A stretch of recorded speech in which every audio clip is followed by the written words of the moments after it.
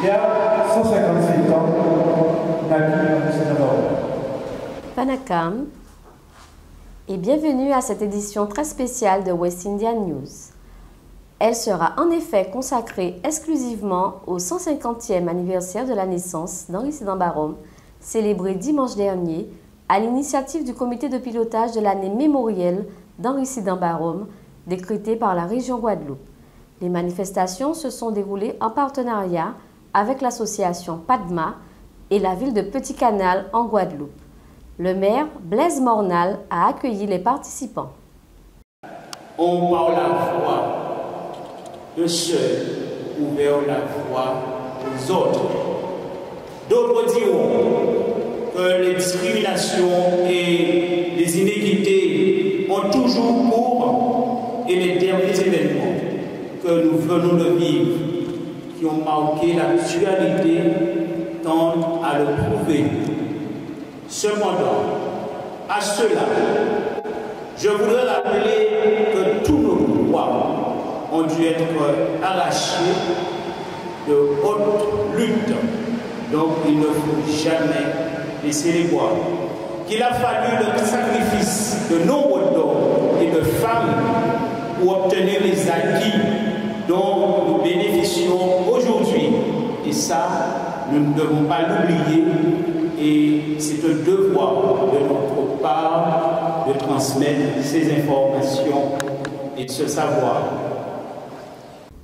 Jean-Claude Nelson, le président de la commission culture de la région Guadeloupe, le deuxième intervenant, a mis l'accent sur la dimension symbolique d'Henri Sidambarom, un guide et un exemple pour la Guadeloupe. Henri Sidambarom, par son parcours exemplaire, cet homme est pour tous un guide. Il est nécessaire dans notre temps agité de nous entourer de figures exemplaires qui, malgré la férocité de notre temps, nous gardent vigilants et aptes à déjouer les raccourcis, les préjugés et les idées toutes faites. Léo Andy, ancien député-maire de Capesterre-Belo, qui a eu à se pencher sur ce dossier en d'autres temps, a présenté l'aspect humaniste de l'action d'Henri Sidambarom. On a parlé de l'heure du combat de 20 ans qu'Henri Sidambarom a mené pour l'épanouissement et la reconnaissance, non pas des Indiens de sa communauté, mais des hommes qui étaient mis de côté, c'est-à-dire des Indiens venus de l'Inde, mais aussi des descendants d'Africains, c'est trop souvent oublié, et même des descendants de mulâtres à qui on avait refusé la nationalité française. Donc, Henri Sidambarom n'a pas seulement mené un combat pour sa communauté, mais pour l'ensemble des hommes, ce grand humaniste. On ne pouvait rien attendre de moins de lui. Maître Hubert Jabot, président de la Ligue de droits de l'homme en Guadeloupe, a abordé la question de la filiation et de la relation de l'auteur du procès politique avec, à l'époque, la toute jeune Ligue des droits de l'homme. Ainsi, sans être un militant de la jeune Ligue des droits de l'homme, Henri Sidambarom s'inscrit à l'évidence dans une filiation humaniste. Sa filiation s'insère foncièrement dans une éthique qui lui semble capitale pour justifier et donner du sens à son engagement et à son combat. A-t-il partagé l'engagement des figures fondateurs de la Ligue des droits de l'homme qui ont porté avec force et conviction l'exigence de défendre les principes énoncés dans la déclaration de 1789? Peut-être. En tout cas, dans les débuts des années 1900, il n'y a pas encore de théorie et une pratique du droit de la justice qui mettent en avant des hommes pour atteindre l'humanité.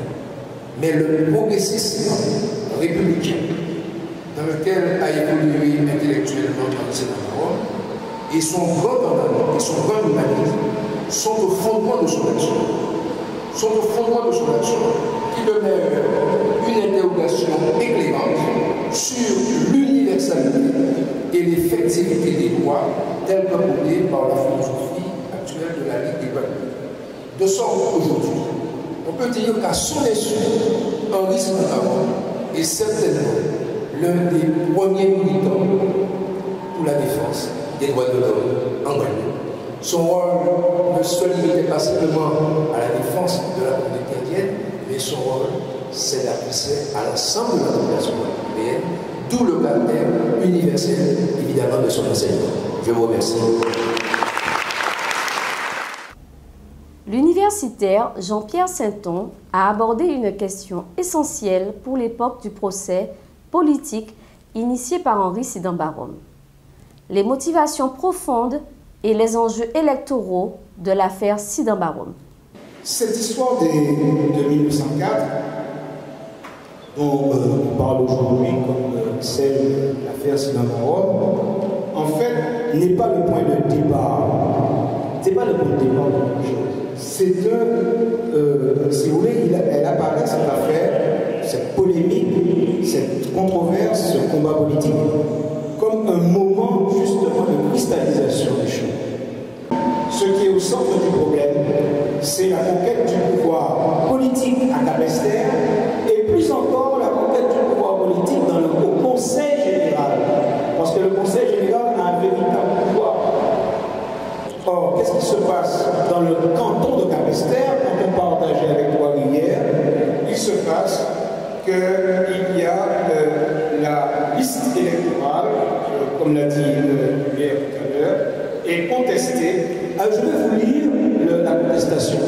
Elle est intéressante, elle est très courte. Alors, bien sûr, on cite Henri Sidambarom. Pourquoi cite-t-on Henri Sidambarom? Parce qu'il est déjà un notable. C'est pas ça qui l'a fait un notable. Il est déjà un notable, on l'a dit, il est déjà connu comme notable. Et il est encore, et il suit en quelque sorte la trace de son père, qui était traducteur pour les individus. Donc il est en même temps un mentor de la communauté indienne. On peut l'envoyer le terme politique à ce moment-là.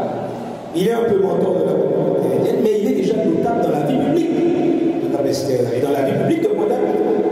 Et donc par conséquent, c'est lui qu'on cite parce qu'il a une influence politique.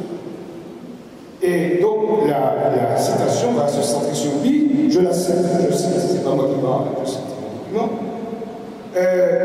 Armand de la Loyère, le gouverneur, attaque le sieur Sidambarom et plus de 100 autres électeurs indiens. La formule est intéressante. Plus de 100 électeurs indiens, dont plusieurs fils d'Africains. Plus de 100 électeurs indiens, dont plusieurs fils d'Africains. C'est effectivement ce qui a été évoqué tout à l'heure. Il n'y avait pas que les Indo-Guadeloupéens ou descendants d'Indiens. Je pense qu'il y avait un peu les naturalisés à cette époque. Mais il y avait des Congos, enfin, soyons précis, des Congos qui étaient dans la même situation que M. Sidambarom, à l'époque de la deuxième génération, et qui étaient normalement inscrits. Et c'est ce potentiel-là qu'on vise.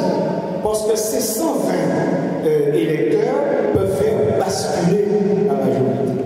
Parce qu'à l'époque, il n'y a pas une très grande mobilisation électorale.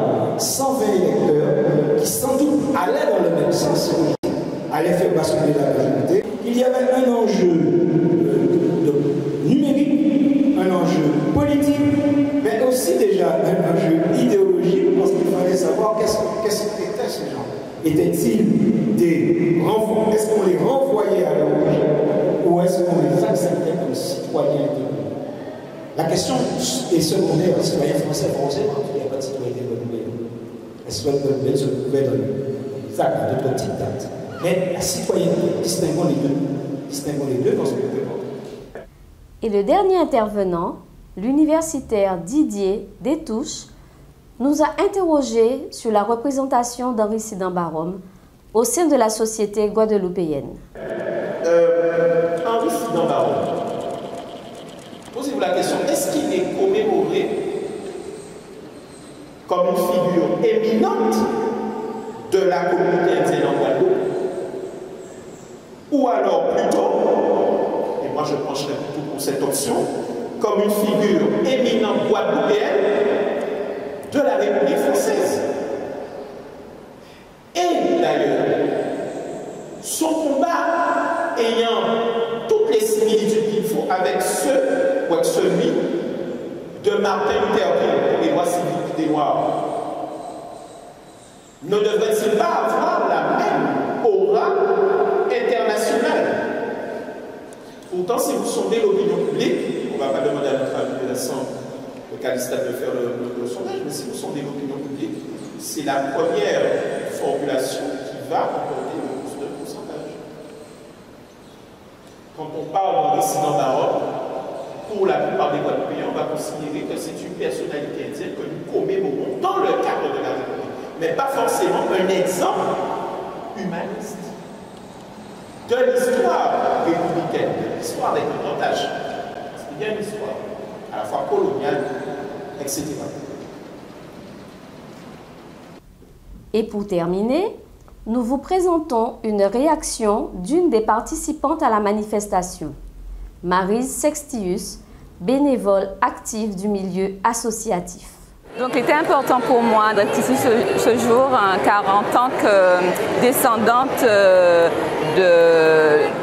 d'engagés indiens et un patrimoine à la fois métissé des deux communautés, c'est important pour moi d'être ici aujourd'hui pour entendre, réentendre tout l'apport à la fois politique, à la fois identitaire que nous a apporté Henri Sidambarom.